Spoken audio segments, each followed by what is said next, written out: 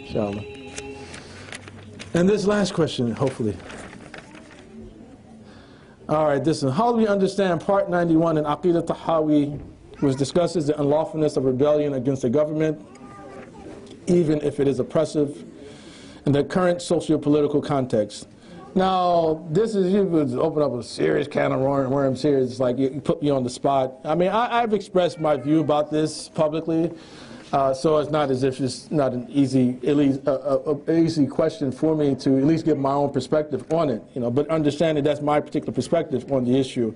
But since it pertains to Imam Tahawi's Aqidah, لا نرى خروج على أئمتنا ولا ولاة أمورنا وإن جاروا, that we do not hold that it to be lawful to rebel against our leaders nor our governors, even if they are oppressive.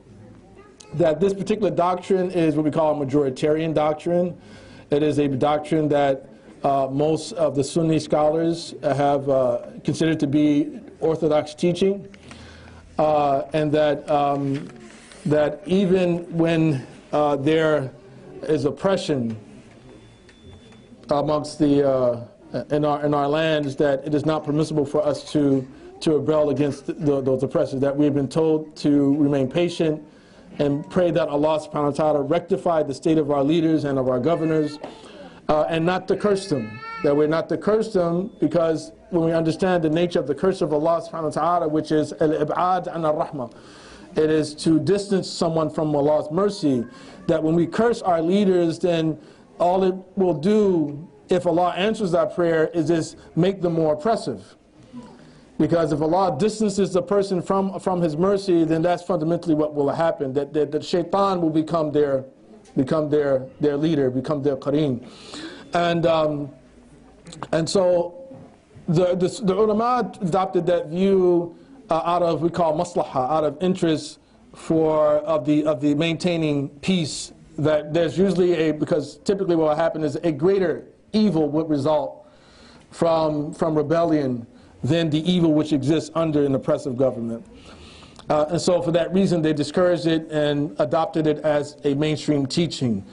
Now we know that there are some scholars who disagree with this, and we know, of course, the case of Imam al-Hussein ibn Ali ibn Abi Talib radiallahu anhum ajma'een, and the case of his rebellion against Yazid ibn Muawiyah, and the controversy surrounding that, and the fact that he was eventually abandoned by those people who called him to rebellion, and he was left in the lurch along with a number of members of his family. And so that in itself, for some people, they say this is a proof that rebellion is permissible. However, I would caution people that the Prophet ﷺ, he did say, "Man ra'a minkum munkaran falyughayyirhu biyadihi," that whoever sees an evil, let him change it with his hand, and if not able to, then with his tongue; if not able to, then with their heart. And so basically in this hadith, the Prophet ﷺ actually is attaching istita'a, or the rebellion to, or the removal of an evil, with the ability to remove it. So when people do not have the physical capacity to change the situation, then they themselves should not be calling for that drastic of a change, especially when we find that the governors have better weaponry and things like that than the masses do. They have better allies, or more allies than the masses have. That we can't just simply go out on the limb and just basically think or believe and hope that some people are going to come to our support, you see. And I believe that because of that, a lot of ill has come to Muslims in the Arab world recently, related to the Arab Spring. You know, I believe that, you know, because of those things not being given a lot of consideration, it wasn't really thought through well enough in terms of rebellion in a number of places. However, there was some limited success, but we still can question whether or not things are better now, today, for most of those places than they were prior to the start of these particular rebellions or revolutions that they've been called.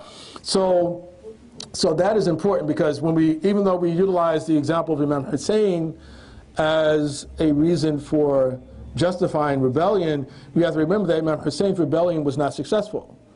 We have to remember that as well. So in principle, yes, that under the right circumstances, rebellion is allowed, right? When it doesn't lead to a greater evil, right, than the evil that we're trying to change, see.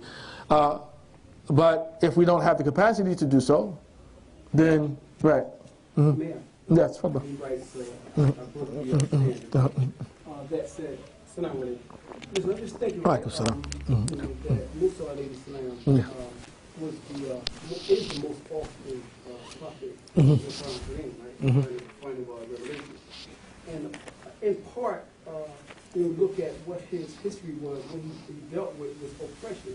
Right? So after shirk, you know, one of the most egregious things that the believer can succumb to, be presented with, is oppression. And so, to the point, right, we talked about the best to remove harm with your hands, and the weakest is to have it in your heart. Often, you know, the verbal word, just in that example, has merit to it. Right. Naturally, I think you should, if you're going to identify something, maybe you should have a solution too. Right. But you can't minimize the power of the word. Right, doubt. Yeah. And lastly, oppression should never be accepted. Yeah, no, the issue of not physically, you know, rebelling is not a sign that one accepts oppression. Yeah, it just is a sign that an individual understands the limits of one's ability. You know, it's not that I accept oppression. It's that, yeah, the conditions are not right yet, you see, for rebellion. So Musa alayhi salam's examples, you remember that he wasn't calling for armed rebellion. Right, so when we can reference Musa alayhi salam, but he's not calling for armed rebellion. You know, he was simply asking for Pharaoh to let his people go. Right, exactly. He was demanding, right? Yeah, and he told him that I'm not going to be the one to deal you your death blow. It's going to be God.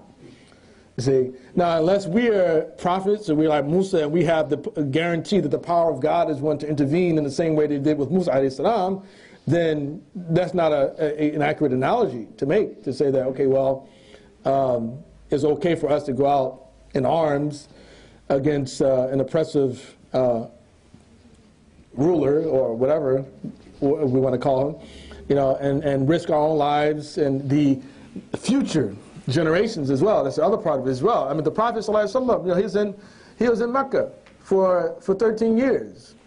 Now he could have said, you know what, well, these people are oppressing us, and you know they won't let us practice our deen. You know, they'll take up arms. Let's fight.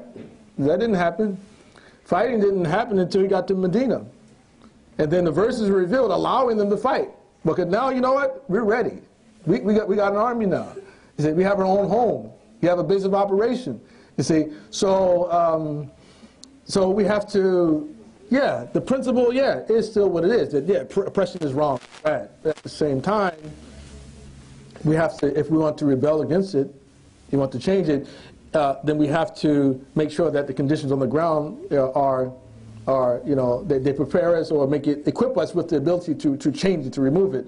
And then the other more important part, I think, is that we have to make sure that we don't try to remove it utilizing the same type of tactics that the enemy would utilize, you see. You know, and that's a big problem that I found with a lot of Muslims who are in support of like certain rebellions in the Muslim world. It's like, I remember there's a brother had written me something on Twitter, and he was talking about, you know, that we should be happy that the stuff is happening, and you know, because the Imam Mahdi is going to come back, and you know, and I told him, I said, listen, brother, I'm not waiting for the Mahdi. And he was like, oh my God, what do you mean you're not waiting for the Mahdi? I said, listen, man, you know, I don't care. The Mahdi can't save me. The Mahdi can't even save himself, right?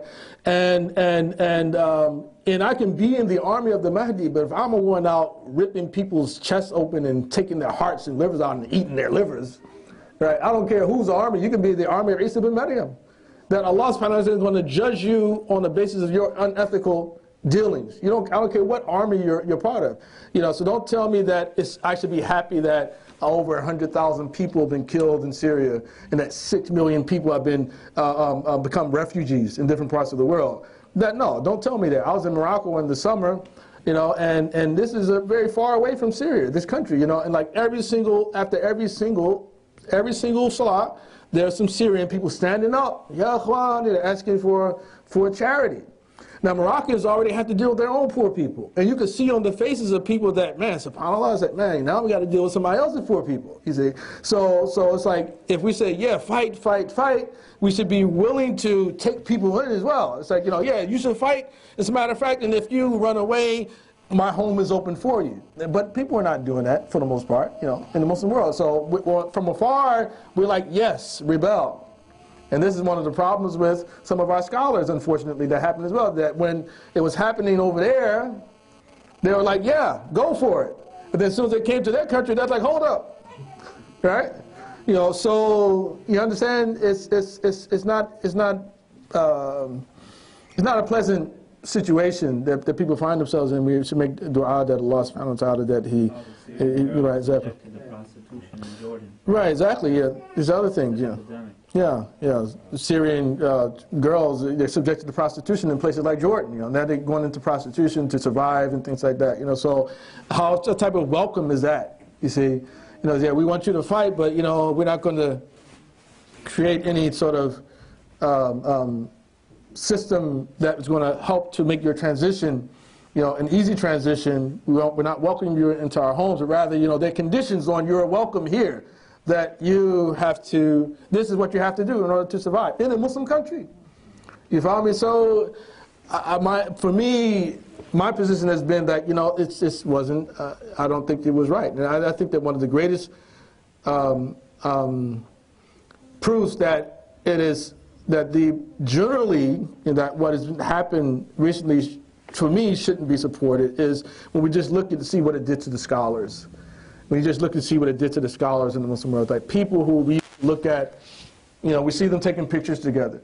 People used to hold up and elevate, you know, a very high status, you know, and then all of a sudden these same people now, you know, they're giving fatwas against one another. This one's okay to kill that one, and you know, and then some people, some of them on international television, you know, throwing, you know, names at one another, you know, you're crazy, you're stupid, and you got Alzheimer's, and you know, and it's like these are ulama. These are people who are supposed to be guide for us in times of darkness, in times of confusion. You see, and this to see what it's done to them, for me, is the greatest proof that it is not a sort of a holy type of engagement that is happening in that part of the world. And Allah knows best.